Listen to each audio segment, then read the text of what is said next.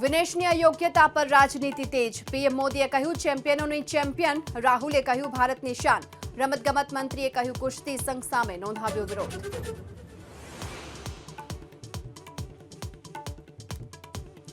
દિલ્હીમાં મલ્લિકાર્જુન ખડગેના ઘરે પહોંચ્યા ઉદ્ધવ ઠાકરે. મહારાષ્ટ્ર વિધાનસભા ચૂંટણી પર મંથન. રાહુલ ગાંધી, કેસી વેણુગોપાલ, આદિત્ય ઠાકરે અને સંજય રાઉત બેઠકમાં સામેલ.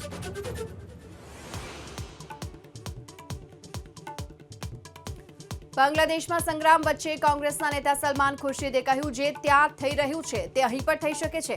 ભાજપે કહ્યું અરાજકતા ફેલાવવાના પ્રયાસમાં છે કોંગ્રેસ.